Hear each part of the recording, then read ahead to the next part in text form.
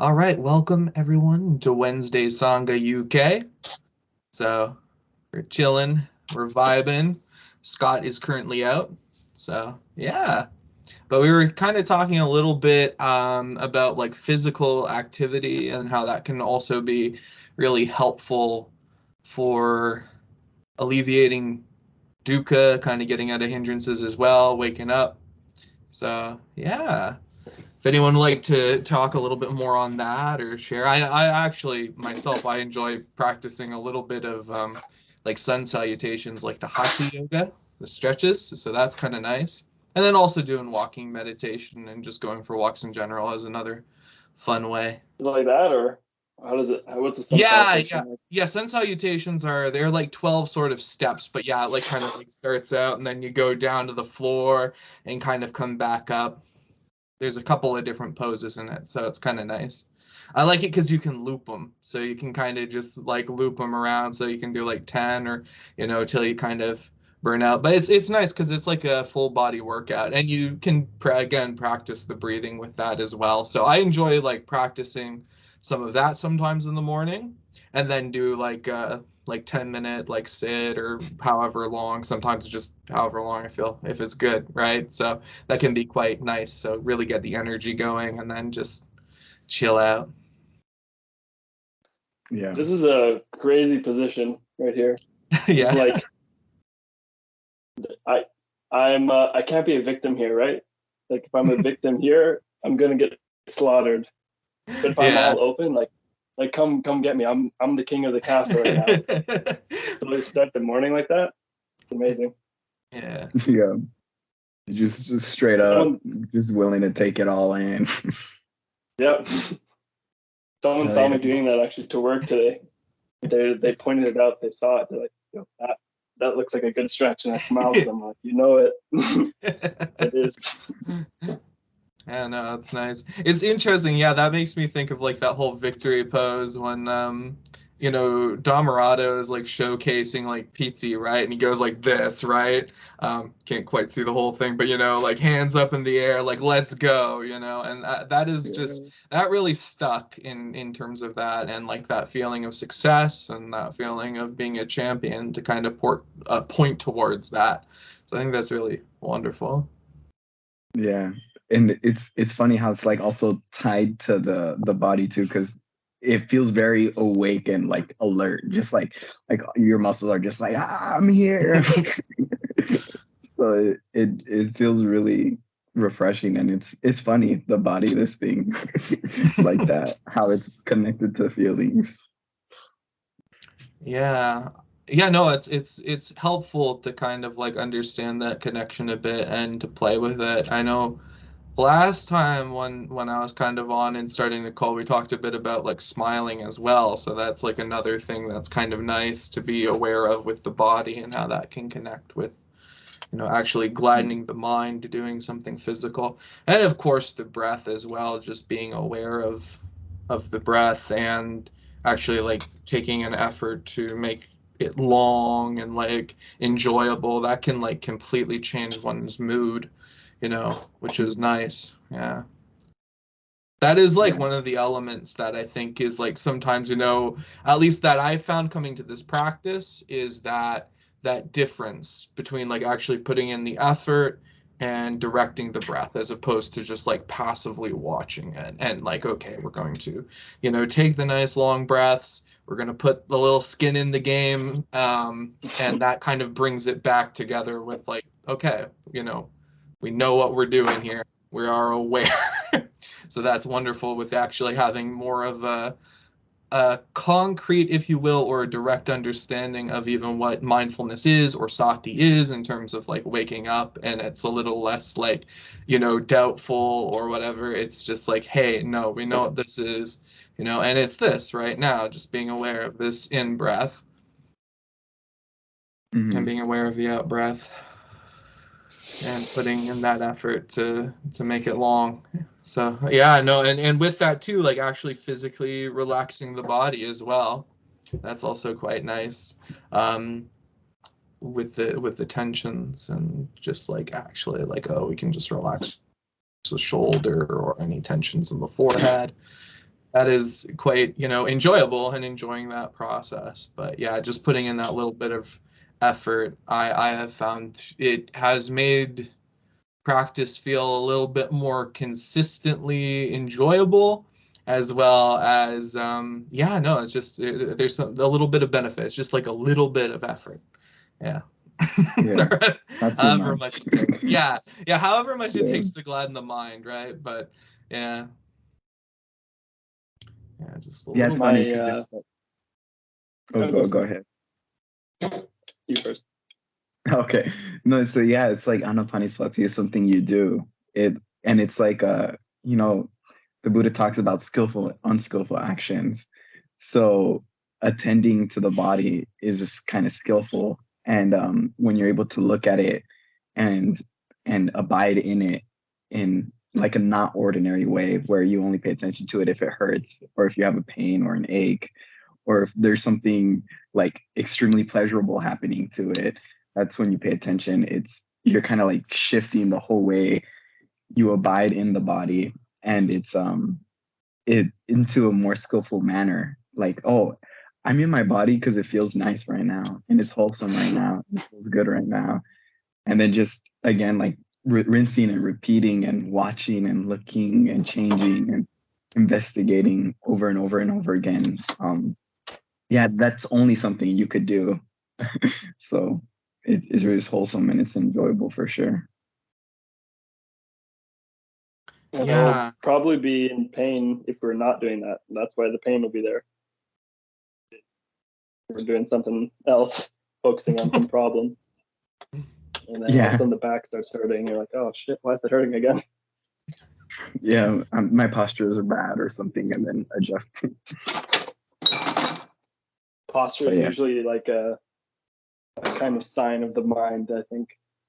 Mm-hmm. Anything what we were talking about earlier with the open posture.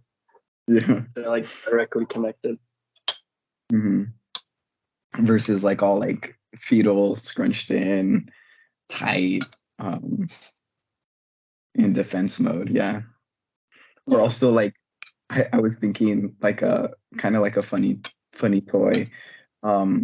To like in relation with the body, there's actions that are kind of unskillful to the body. Like, yeah, maybe Taco Bell at midnight is not the best option. That's dukkha. This is a dukkha. Yeah, that is dukkha. It's dukkha in the morning too. Dukkha in the morning, yeah.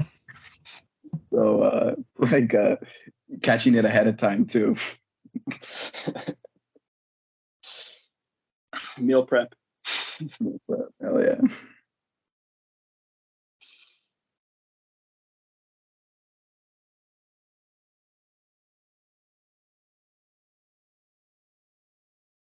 I was going to say earlier with the long breaths, I noticed that Dhammarato was also talking about the short breaths, right? And he would always get everyone to join along.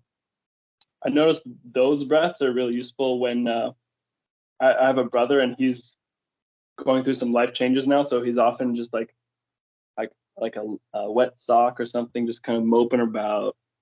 And I'm like, bro, do your breaths right now. And then he just starts doing it. His eyes wake up.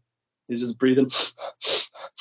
And then all of a sudden, we're just laughing and like we're friends again. It's all good. Problems are gone.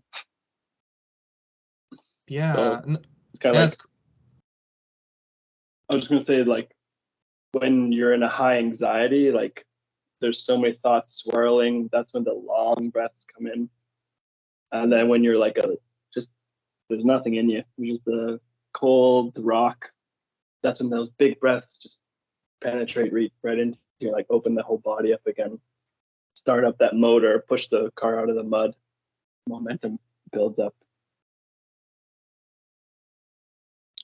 Yeah, no, it's cool though you bring up the short breaths too, yeah, because those can be quite useful.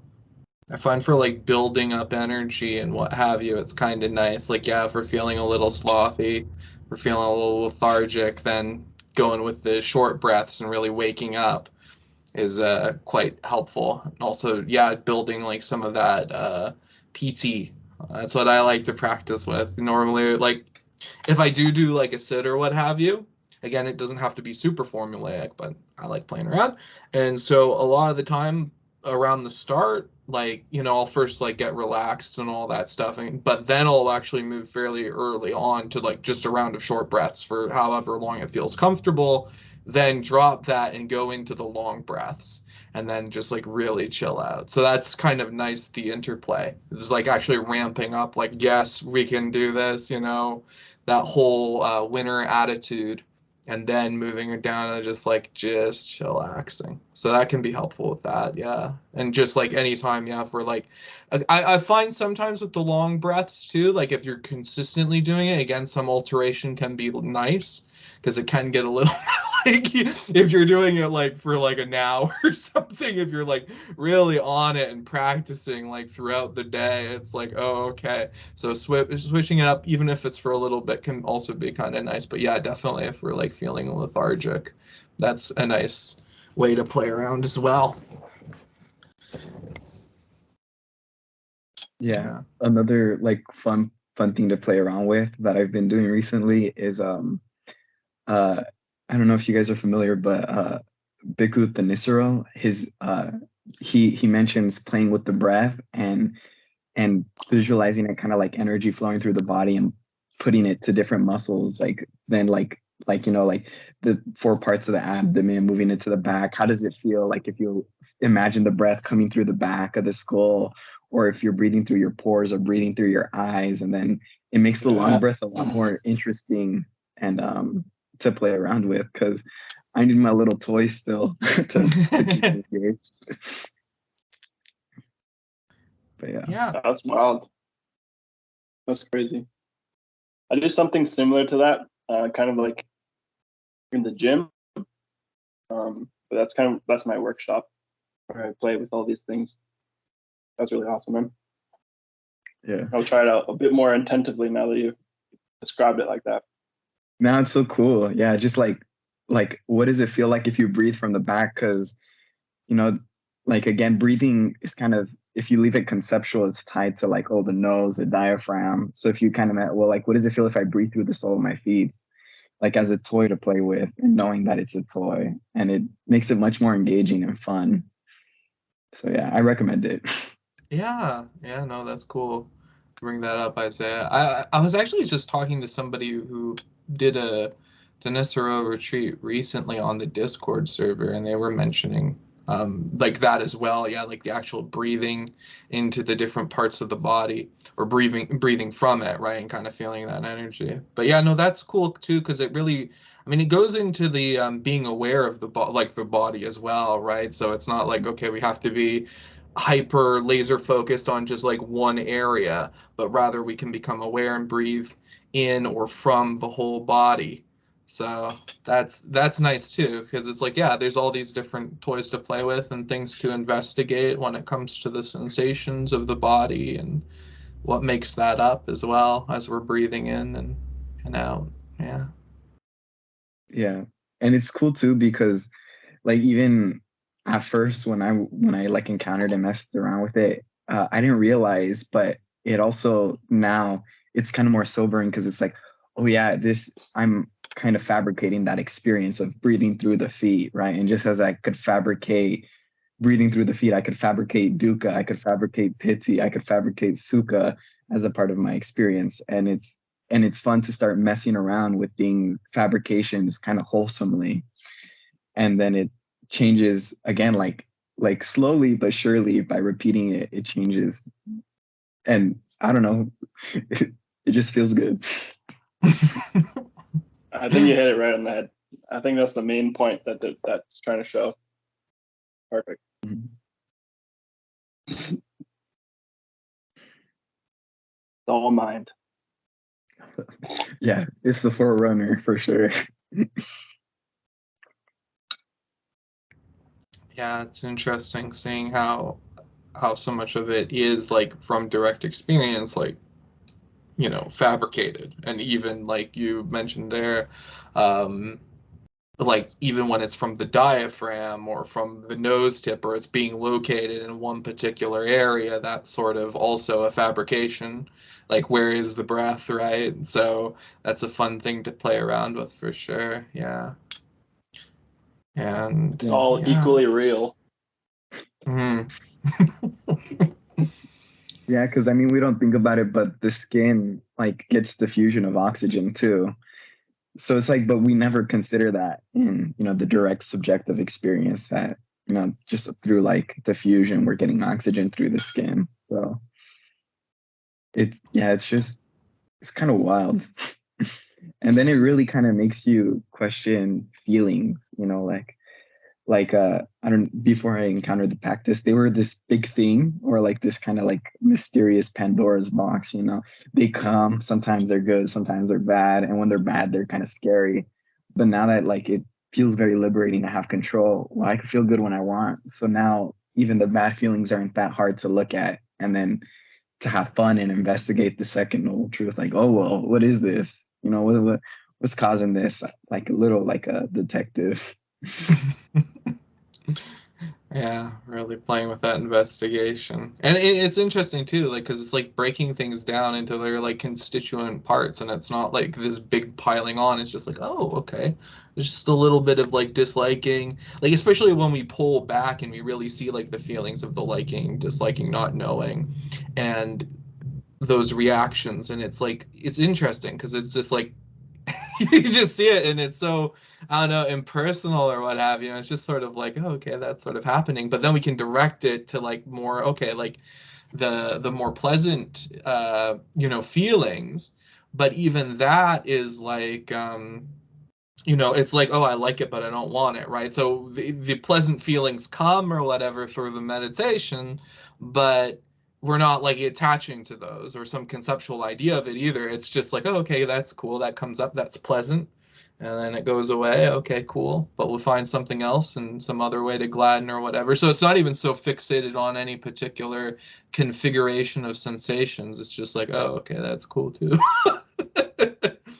Yeah, it's like having it on tap. It's like nobody goes around like with their mouth in their faucet, like just trying to like, oh, because it's there. Like you can get water whenever you want. You don't have to like put your mouth in there and just have pressing the button like 24/7. It's like, there's water when I'm thirsty. I'll go drink from it. And it feels much more wholesome because it's inside, not because outside people do that with external objects that they think brings joy and good feelings. But when it's on inside, it's just like having tap water. Just go get my little fill right now, I'll drink. Well, yeah, precisely. It's much more reliable than, like external sort of pleasures. So, yeah, that's why I like the wholesome states of mind are so wonderful, because it's just like, okay, yeah, this is quite easily available. And especially too when we play around, we do the investigation, and we look into the nature of reality as it is. It's like, oh, okay, cool, we actually can kind of choose when the mind is sharp, like how we can feel, right? So we can feel that joy, we can bring that up, we can bring up satisfaction and ease.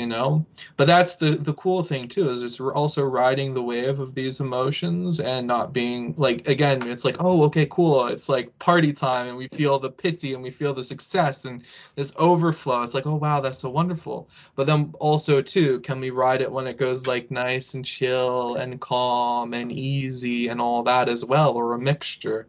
And so it doesn't have to be one thing, because like I think what happens sometimes is people get maybe attached to one particular kind of flavor of happiness. But if we can enjoy all the different flavors of happiness, whether that be like woohoo, or that kind of like when it dies down and it's just chill and calm and serene, that's the wonder, and that's of it. Like it's just so enjoyable, and it's very easily available. Yeah. You get to enjoy the show rather than getting sad because the scene ended. Yeah, precisely. And so it is wonderful, and it's nice to just be able to be like, okay, yeah, you know what, we can be happy camper just sitting there and breathing or walking or whatever.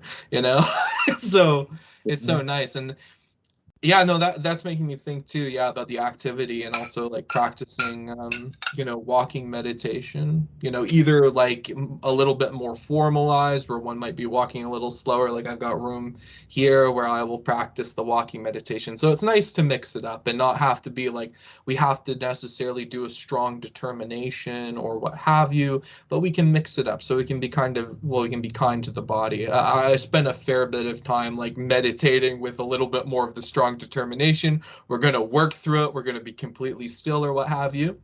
And like, sure, that I investigated into the nature of pain or whatever. It's like sensations, but it's like, okay, we can kind of see that. And that's cool, but also we don't have to like necessarily get into this thing where it's like a marathon, right? So we can enjoy the practice and, maybe move around a little bit. That can be nice. Like, I mean, even if you're sitting, right, and we were talking about posture before, right? It's actually like, okay, like making those minor adjustments, like, and really watching where like one's weight is resting with the spine or what have you, not necessarily always getting into like this super tensed position, but actually just like, okay, we might, yeah, like exaggerated, right? We might do that and then kind of relax it down a bit, find that thing. And then if it's like, okay, we find ourselves getting into a little bit more of a lethargic thing, we can kind of pick it back up, right? But there can be a movement, and especially when we're doing these longer breaths, there is a movement. You can actually breathe into that. Like even if I notice perhaps a little bit of a minor discomfort, again, breathing into that or what have you, you notice that with just that movement, it kind of subsides even. So yeah, that's kind of a nice thing too. But it doesn't have to be this static sort of tense thing. It can be like, okay, we are really relaxing that. And then again, we can, well, if we feel like we go in a little bit more and get up and walk around or just practice with that way as well as an alternative with the walking meditation or getting outside and walking in, daylight or what have you is also really another wonderful way to practice. And what's wonderful about the walking too is that it kind of helps with the integration, I think, into like, everyday life and like going out. And so when we're not into seclusion and actually like continuing the practice off the cushion, if you will. So that's a nice way as well. Yeah. Yeah, I like how you said this it's not supposed to be static and like determination, because that's kind of like I think about it, it reminded me that's kind of like an ordinary way of like living. That's how most people kind of live. They just kind of like muscle through it. They're like, I was told that I had to do this job in this way, and I had to struggle and not be happy all the way. Yeah. Like I will drag my feet even if I was on my way out. And it's kind of like, yeah, it's funny because that's how like that attitude of being static, because that's not the way things are. Everything's moving, everything's changing, everything's flowing. Nothing is staying the same. It's like that static. So just that little like view change changes your attitude, because then it's much more easy to go with the right flow, not the wrong Yeah. flow. Yeah, Sea precisely. Like legs. sea legs, yeah. See, like, Yeah. You always got to have your sea legs. And when you're going, like you're saying, DJ, from the different kinds of happiness, it's the change that is irritating Mm. to the unwise, right? The change of going from one to the other, like, and then you try and be static with it. So this is okay. Change. Yeah. I was safe last time. Yeah, no, this is okay too, and then we can find something to either enjoy about it or have it just be as it is, and just enjoy that. Yeah.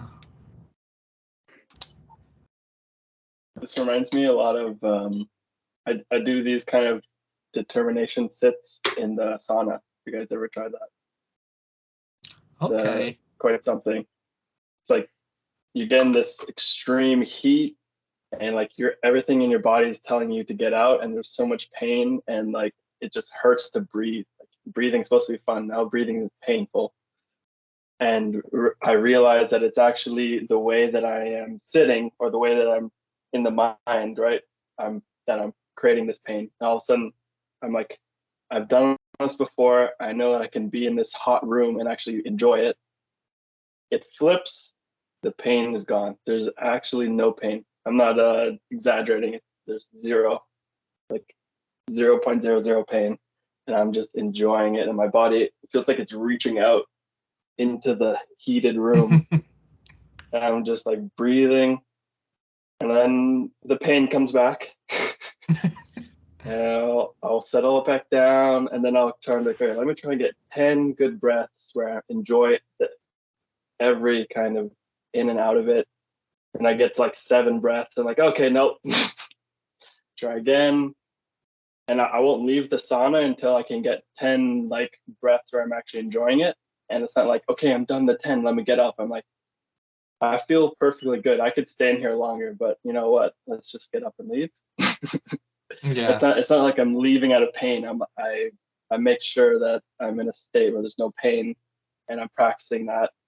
And then I get out, and usually these like insights just start popping into my head right after. That's my kind of sauna journeys.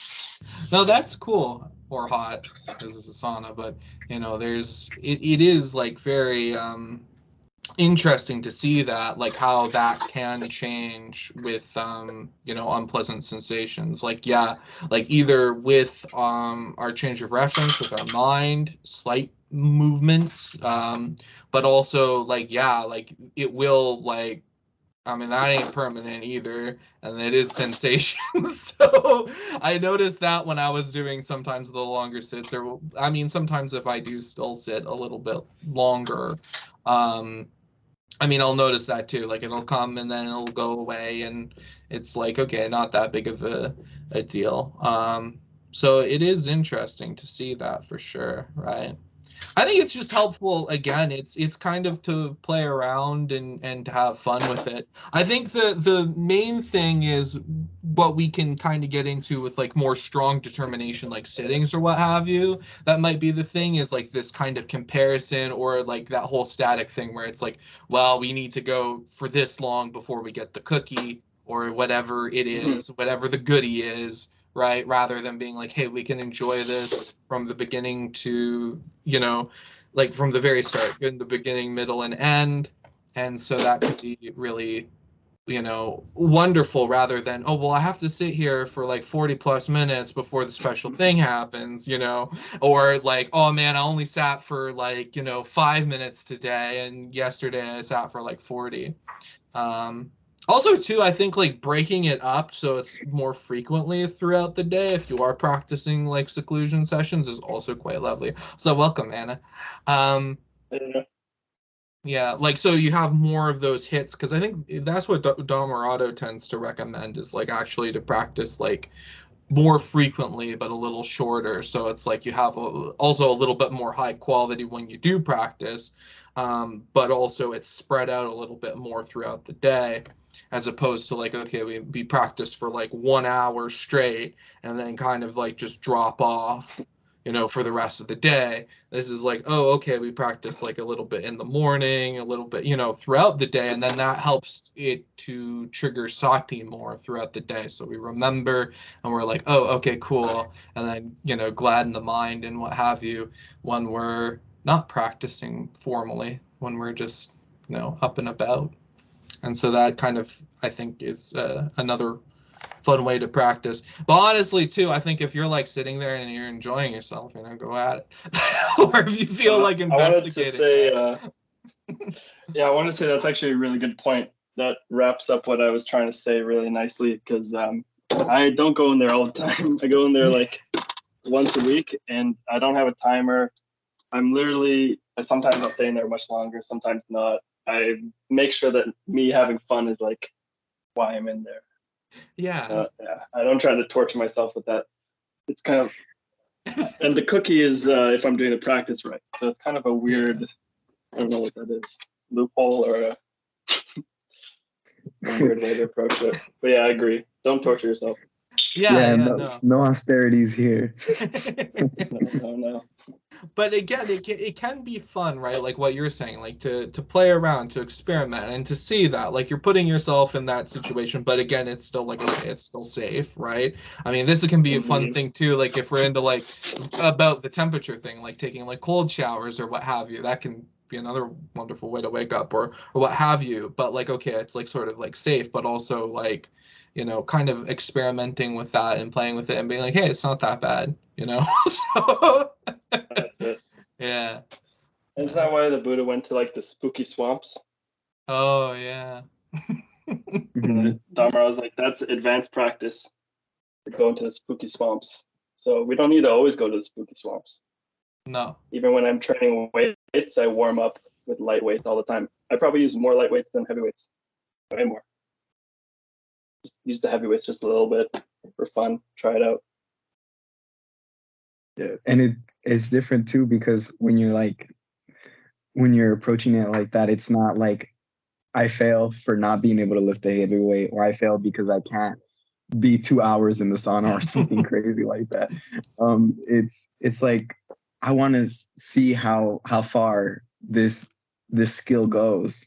So then it's like, oh, and then when it ends, it's like that's it. Okay, I could let's try again some other time. And then just enjoying that whole process of discovery is nice and wholesome, and it's different than like doing endurance just to see how long you could withstand torture. Yeah. And when you leave the sauna in a good mood, you don't actually lose. No, it feels really relaxing. It's like the muscles. I always like how the muscles feel. But instead of afterward. like leaving when you don't want to leave, when you're like, oh, I'm uncomfortable, Yeah. I'm gonna get out. I'm saying like I'm leaving when I want to get out. So I'm never even leaving like a loser. I'm never like, oh, the sauna beat me today. It's like, No. all right, I'm good. Time to get cold now. That was fun. Mm-hmm. No, I like the sauna too. It's fun. I like Whereabouts that do you live? approach. Oh, sorry. Never mind. Go. Oh, no problem. Go back to sauna.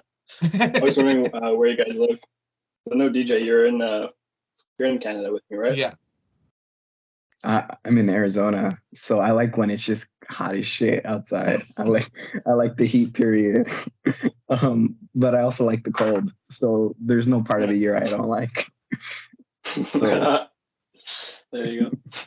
Yeah. Nice. But yeah, no, I see people there always either happy that it's winter or like just so distressed that it's summer and it's so hot. But I'm like, people voluntarily choose to go in saunas. We're getting this 120-degree weather for free, babe. let's enjoy it. Just like people go take ice bath. I'm like, oh, it's cold outside. That's shit. I don't have to pay for ice. I don't have to turn on the water. It's just cold. But yeah, but that part has grown because of the practice. I wasn't like that before. So, but I like it because now life is much more easy, not complicated, very simple. Simple. And yeah, but it like because that's kind of like you were saying, DJ, like the flavors of happiness. There's so many things changing on the outside. To like the summer more than the winter is almost silly. That's setting yourself up to fail. Yeah. Yeah.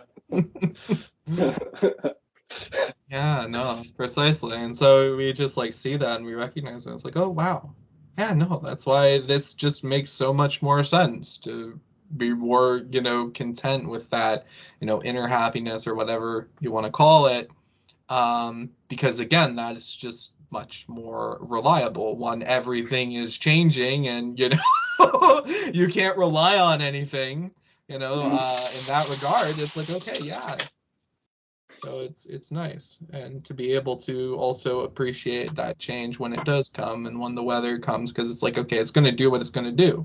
We can't having that mindset has been so helpful in the winter when it's like you wake up and it's like, oh, there's the driveway and it's full of snow, so let's go out there. And that's good exercise right there. But Yeah, for sure. But like just being like, yeah, no, that's the weather. That's what it's gonna do. Like we can't like change that, but that's also everything else, in life. So yeah. And even so it's interesting Each too, weather is 'cause, helpful. yeah, weather can be helpful. We can learn a lot from No, I that. said each weather is helpful. Oh, each weather. Yeah, yeah. Well, Mhm. yeah, too. That's an They all interesting thing. Yeah. Well, when we take it though as like like, oh, we can learn from this, right? And we have that more like, you know, cultivation mindset, that growth mindset of like, okay, we can learn from this, and we can continue to like develop our understanding of Dhamma and what have you. So like nothing's lost, yeah, in that regard. Not that, I mean, it's a problem if things are lost. Things are going to be lost all the time. But if you catch my drift, it's helpful. Yeah, it's just enjoying the show. And then like when the practice is good, everything kind of sets off the reminder of the Dhamma, and it's wholesome all over again. So just like the seasons change, the weather change, the traffic's changing, like that's always like when something changes and I don't expect it's always welcoming because then sati comes up.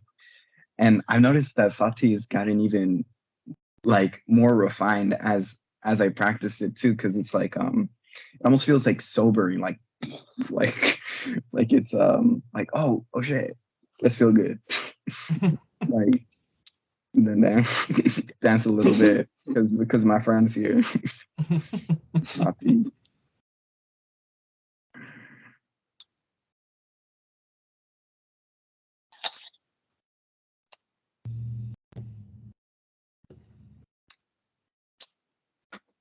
Yeah, it's interesting though, yeah, to notice sometimes how like if we're kind of pull back and look at like the way that practice is going, like I notice like, sometimes there'll be periods where, there's a little bit up, there's a little bit more engaged with the practice, and then it falls off and then it comes back up. And like it's interesting to notice that, but it seems like once you understand a fair bit, it's just going to kind of automatically come back up, because like once you've tasted, you know, the mind being free from hindrances, when you kind of know that satisfaction, you're like, okay, we're going to come back to this, because like, okay, you might get caught up in some worldly things or whatever. But then, yeah, sati comes back up, you get whacked in the face with that, and you're like, oh, okay, yeah, no, I see that. And like, why wouldn't I? This is just like, it becomes more automatic in why that wouldn't I? sense. Yeah, Yeah, yeah. it's like right wrong view, what, like how? It's just right, dude. Yeah, But somehow it it convinced becomes me 5 seconds yeah. ago. Yeah. Yeah. Never mind. Yeah, Start precisely. again. Yeah. Never mind. Start again. Yeah. Another one of Mara's pranks here. That's what I like what Scott was saying. It's like Mara's, pulling pranks on you. So, yeah. Classic shenanigans.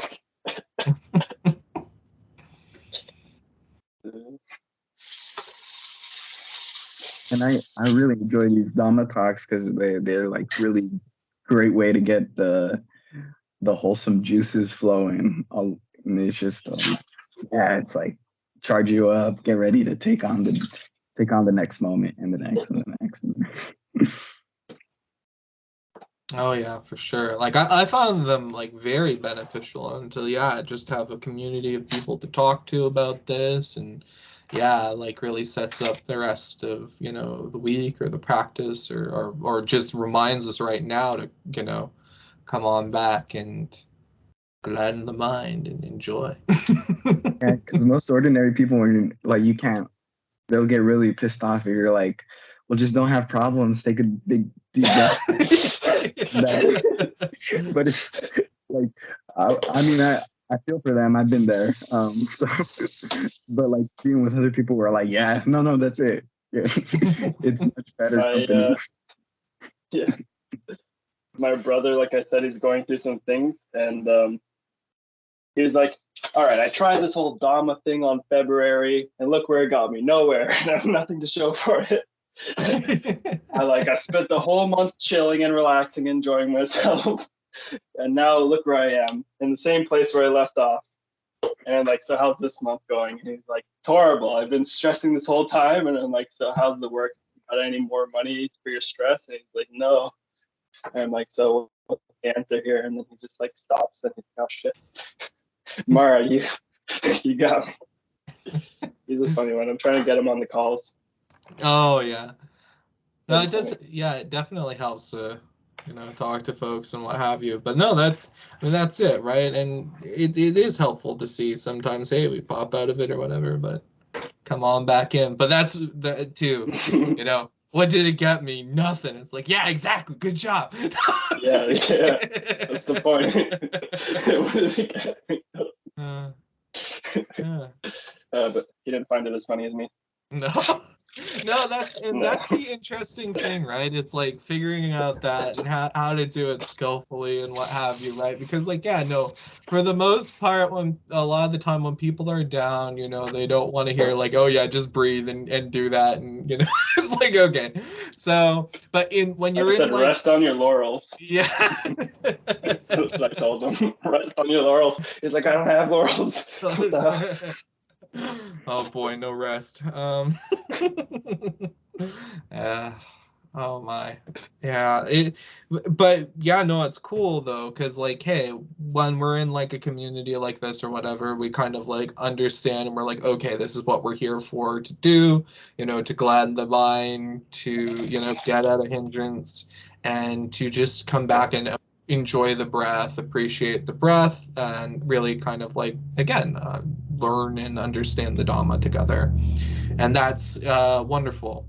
I was like, yeah, no, when you go out in the world or what have you, I mean, there is a little, I think, a degree of like understanding to this, because like, yeah, sure, there can be a fair bit like where it's like with like toxic positivity or what have you that people, go on, what have you about. But this is a little different, because this isn't necessarily even positive. This is wholesome, and there's a slight variation, because it's not like, okay, well, you need to keep your chin up and then you'll have all this worldly success and everything's going to be like hunky-dory if you just, believe you'll manifest, the secret, all that stuff. It's like, no, we're coming back and we're being happy now, like this current breath, because, I mean, in all honesty, everything's constantly changing. It's ups and downs or what have you with life. So we're going with that thing of just like, hey, let's just, I mean, again, it's just understanding like nothing is worth clinging to, and we come back with like, hey, just this right now, this is enough, And honestly, when you recognize that and understand the Four Noble Truths, understand like giving up of, the thirst and that quenching the desire and coming back to contentment quite easily, that kind of, it goes beyond anything that we could possibly conceive of in terms of like worldly pleasure or what have you. It's just, it's absolutely wonderful, and it's a marvelous, treasure that. But again, it's also not clinging to that. So when we go about in the world or whatever, we don't have to argue with people or like somehow be like, okay, I'm going to convince you of this, because ultimately the person needs to want that, right? There needs to be that chanda. There needs to be that little bit of drive that says, hey, you know what, I can do this, before we drop and let go of, the various different thirsts. And yeah, so it's trying to convince somebody to do that. I don't think it's going to be, again, it's a skillful way that we can do that. Like if we do that through jokes or what have you, or, but it's just like, hey, or through our own attitude, that sympathetically carrying over, I think is another skillful way. And sometimes, again, just listen to the person, I think, as well. That can be like, because it's, hey, you can go and do maybe that'll give you some benefit or what have you, and then maybe say something after. But like we can listen. But the skill then for us to cultivate, I think, and develop is like listening to somebody's like going on and then not picking it up, right? So caring for them as opposed to caring about them, like, oh, I have all this problems and what have you, and being like, hey, what, I'm caring for you right now by listening to you, but I'm not caring about it, because if I start caring about it, then we're going to get into like a discourse. We're going to start like fighting about it or what have you, where now I've got to fix all your problems. and it's like, no, but maybe you just feel like having somebody, to listen to. But with this, we get more into like with ourselves. It's like, hey, we need less of that. We don't need so much of people to listen to us because we can provide that, for ourselves. We are kind of like a champion and we can let, this stuff, go. Not that again, sometimes it can be wise to go and talk to people and what have you, or if you are, not saying never to do that or what have you. But it definitely is helpful to be like, hey, I can be, nurturing towards, myself or to whatever these emotions are and handle them, and that does, I think, provide benefit for the world because, when we are doing this, then we don't, like, other people don't need to coddle us, right, so much. And that's kind of nice. And we can be there for other people as well. And so that's why when we do practice, it's really wonderful to remind ourselves, hey, this is actually a really beneficial thing we're doing, not only for our own well-being, but for the well-being of a lot of the times, all sentient beings. Like, this stuff is actually very positive and it's actually very beneficial and it's very wholesome. So really working that in with the successes is a really helpful thing, I find, also to hype up the meditation, get that hype train going, in a wholesome way, not in a way that's causing, like, oh, this is going to be, where the expectations are super high, because again, sometimes the problem can be on the expectation. It's like, no, we can drop the expectations, but we can also really, again, build up like, hey, this is really beneficial. And that really helps too with like some of the stuff like, oh, well, we're just sitting here, or we're not doing anything, or, this is pointless, or any kind of doubts that might come up, and be like, no, by doing this, by practicing this, and clearing out and cultivating, mindfulness of in and out breathing, or anapanasati, we are actually helping, to again benefit everyone involved. So the people we encounter as well, yeah. Yeah, it's And easier that to be a thought fan. will kind of. Wait, go ahead. That train of thought will help open you up to actually feeling good, and then that was proof in its own, and then there's the point. Yeah, precisely. Yeah, no, because like once you directly experience that as well, and like just those good feelings that come and all that stuff, it's like, okay, yeah, no, that's it right there, Sometimes it goes a little bit beyond language, but again, we can use that too with like the wholesome thoughts to kind of really help work that in. So yeah. Yeah, sitting there doing nothing is one of the best things ever. Yeah, it's funny. It's one of the best no things ever. Yeah, and it's like you, back to the whole cookie analogy. It's like, yeah, people spend years doing like weird shit, like testing themselves, getting jobs, climbing up the corporate ladder just to give themselves a cookie and then watch it fly away. And when you sit down, like, you could just be like, I can have my cookie now. I don't have to do a whole bunch of like extraneous things, and it's wonderful.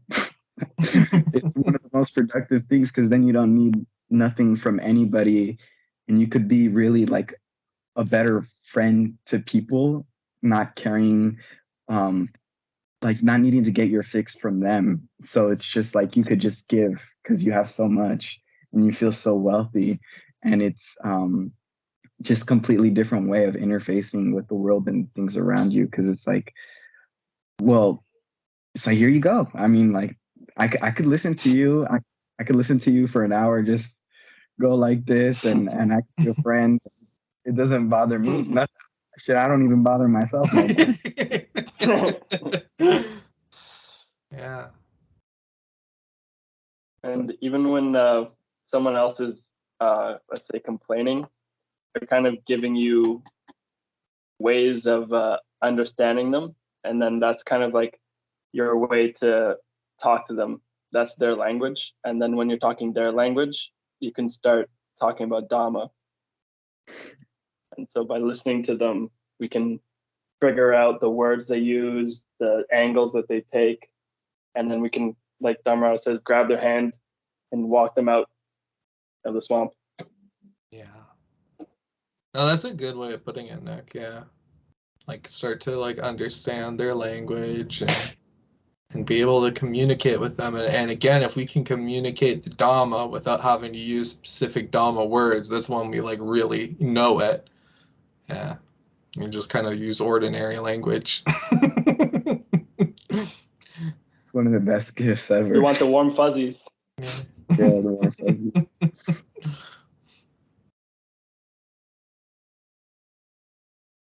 Legendary, lads.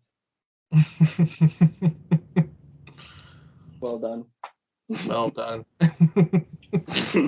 We did it. We took a breath. There we go. We did it right. Yeah. Now we can chill. Work's over.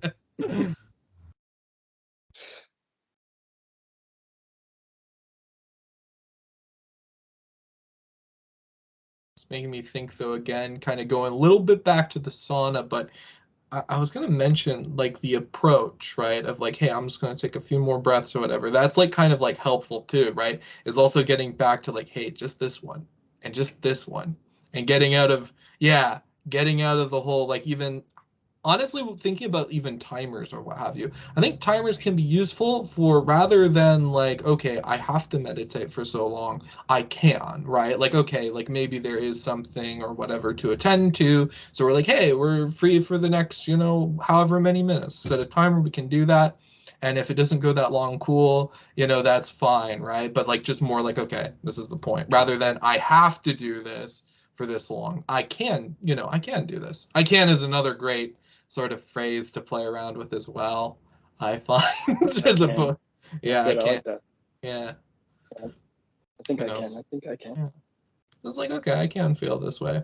I can and I don't need. So like another one is that's kind of playing around with the renunciation. Oh, goodbye, Zaya. It was great to see you on here. But See you yeah. soon, bro. So yeah, I don't need. So like if something comes up, like just like sometimes it'll be random objects, but like, hey, I don't need that, I don't need this thing to work out that way or what have you. It's fun because that I find is another way to come back to just satisfaction and being cool. It's just like, okay, we don't need this, we don't need that, we don't need whatever other thing, it's not required. It's not for our happiness, right? For our contentment, for satisfaction, But yeah, no, just coming back to this current breath, just this one. And that is also so helpful when it gets like, oh, well, you know what? Should have been meditating more, should have been practicing more, should have done this, and all those should have, just coming back to no, it's just this one right now. I mean, that's when it's really spot on regardless, because it's going to be just, this current one. Not yesterday's breath, not the, it's just the one now. Yeah. I brought up a question. I was wondering, anyone in here, I'm interested to hear what you guys have to say. Like when I experience dukkha, I don't really experience like verbal thought, like I should have done this or I shouldn't have done that. For me, I just feel pain. I don't know. Like it's usually in my stomach. Interesting. But I never really think like, oh, I didn't do this. Sometimes, like I wouldn't say never, but like majority, 99, maybe 90% of the time, it's always just pain. Release the pain, relax. Sometimes I don't even know that it's pain, and that's usually when it's worked up its way to thought, and that's when I kind of bring myself in the first jhana through like saying that I'm safe, kind of talking my way into it. But most of the time, it's not verbal. Yeah, it's more just like it kind of like the feeling sort of structure, right? Like it's just sort of like an unpleasant sort of position. Yeah. So you can kind of feel more almost contracted, right? As opposed to like it being in like the form of verbal thoughts. Yeah, it's interesting. Yeah, because like when you remove the verbal thoughts or what have you, sometimes too, like the feelings might still be there or what have you. I find that takes a little while longer as well, right? To sort of change sometimes. I mean, it depends, right? Like sometimes it'll just snap, kind of go away or what have you, but like the actual emotions and then the feelings themselves can be a little yeah, they can still be kind of present in terms of like dukkha. So it's like figuring out that. Yeah. Though I think most of the work is like actually like again the gliding of the mind, because that will change, right? Yeah, yeah. But it's interesting, you put it like that. It's not so much in the form of like internal sort of thought, internal dialogue. Yeah. Usually it's like the hangry feeling. Like Mm. I just feel hangry. Yeah. Anyone says anything to me, it's immediate kind of, there's like more of a jump into dukkha instead of kind of being in my recliner and being able to say whatever I want to say. Hmm. Yeah. Yeah, so My girlfriend helps me with that a lot.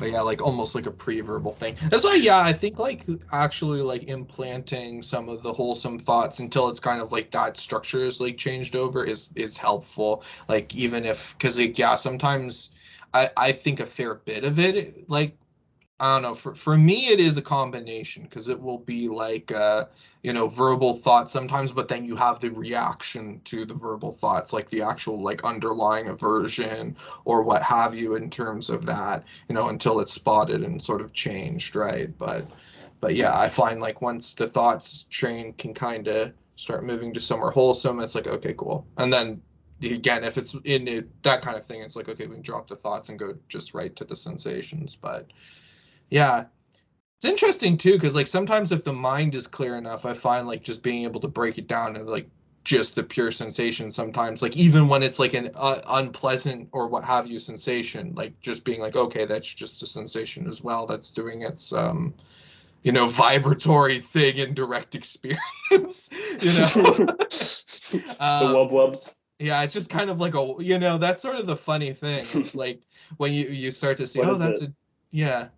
Yeah, like what is it, right? Yeah. And Ain't you so bad. directly look. Yeah. So, but yeah, no, I mean the helpful thing, right, is when we recognize that and it's already like starting to change, right? So, you know, I mean there's change in that. Sometimes it's rapid, sometimes it's slow, sometimes it's like, but you know, you can kind of see that, and it's interesting, and to kind of find the gaps even of that, and yeah.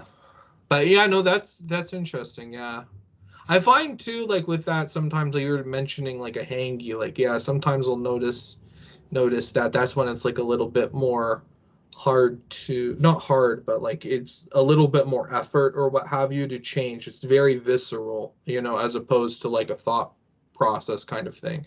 And maybe from that, yeah, I know like unwholesome like verbal thoughts will arise or what have you, but it's like the underlying thing is like very sort of, you know, in the emotional structures. Yeah, yeah, yeah. And that's where it's like working with it. Sometimes I find that's where also like acceptance and that sort of thing is helpful as well with like the, you know what I mean? Like that's for me anyway, like being like, oh, it's okay, you know, anger or whatever, I'm gonna take good care of you, rather than being like, okay, you're bad for this or what, you know, like trying to fight it like too hard or like solidifying another form of self, you know, and just being like, oh, okay, we see that objectively for what it is, you know, we see the dukkha, aha, I see you, Mara, or hey, I'm gonna be gentle with you, I'm gonna take good care of you, anger or what have you. So I find that to be helpful in that kind of situation when if it does get like more, and sometimes there can be Thank a you. feeling of overwhelmed. Yeah. I'll use that. Yeah. I think that will help me speed it up, because A little it bit. feels like there's like a buffering. Like I can touch it and it's like it's buffering. And usually I take a little seclusion. I don't even have to leave the room, but I kind of just will face away from other people and just kind of try to settle it. But yeah, more nurturing I think would help speed that up quicker. Yeah. Yeah, that might be helpful. Yeah. Yeah, no. So I think we're come up over the hour now. So, but it's been a really wonderful Yeah, chat. I should head out Yeah. too. Yeah. So I Thank you guys. think I'm gonna head out. Yeah. Thanks and glad to see you on there, Nick. All Take it right. easy, lads and All right. women's. See you. Yeah. All right. Anybody else have any closing notes or? All right. I'm gonna head out. Goodbye, folks. Glad to see you on.